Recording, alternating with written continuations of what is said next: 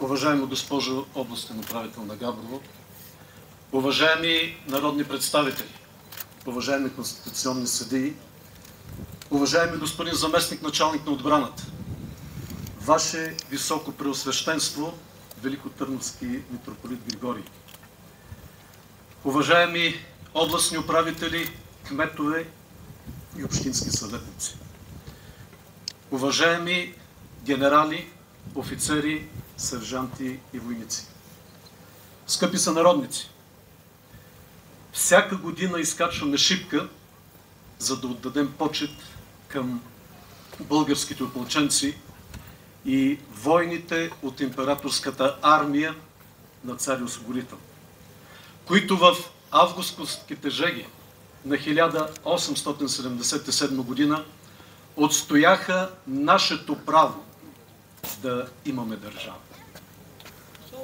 Вече век и половина възкръснала България е на картата на Европа. Всички ние тук, на върха, милионите граждани на републиката, сме българи и европейци по рождение, история и култура.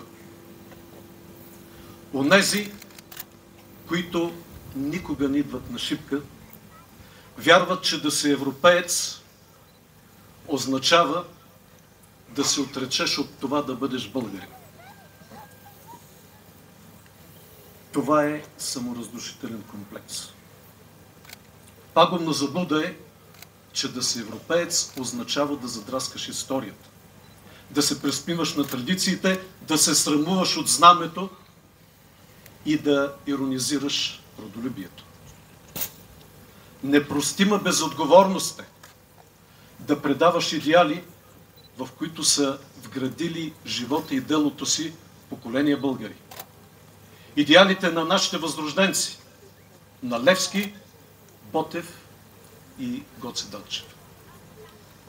Днес, тук, пред паметника на свободата, сме се събрали, за да заявим, че след епопеята на забравените няма да допуснем онези, които винаги липсват тук, на върха, да ни натрапят епопея на зачеркнатите.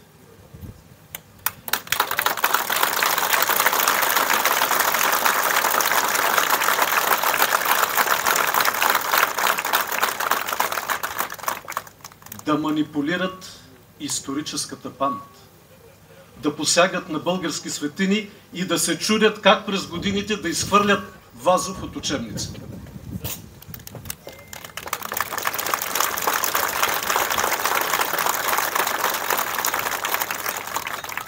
Днес казваме стига. 3 март е червената линия на нашето търпение. 3 март! 3 март! 3 март! 3 март! 3 март! 3 март! 3 март! 3 март! 3 март! 3 март!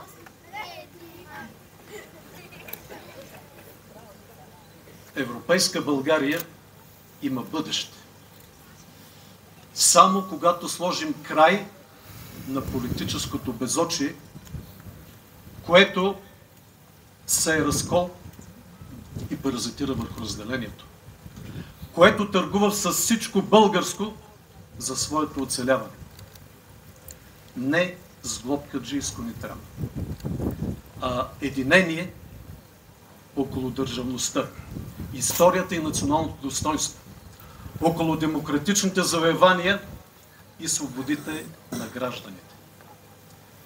Скъпи сънародници, днес казваме не на пълзящата цензура, на доносничеството, на подмяната и скандалите, чрез които се прокарва проект за похищение на Конституцията. Той предвижда България да се управлява от политици, за които българското гражданство е подробност, а политиката е конкурс по сервилност.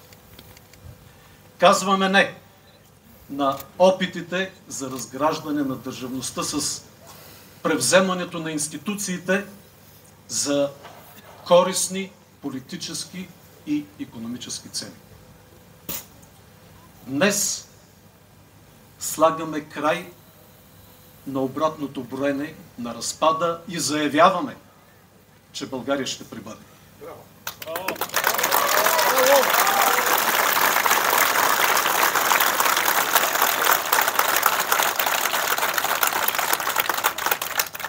Република на равноправни и свободни граждани, които сами решават своето бъдеще.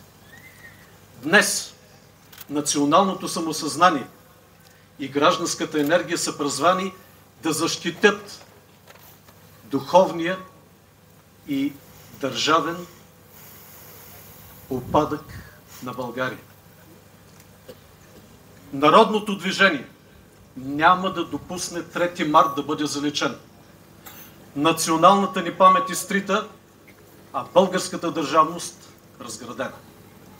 Вечна памет за героите на Шипченската епопея. Да живее България!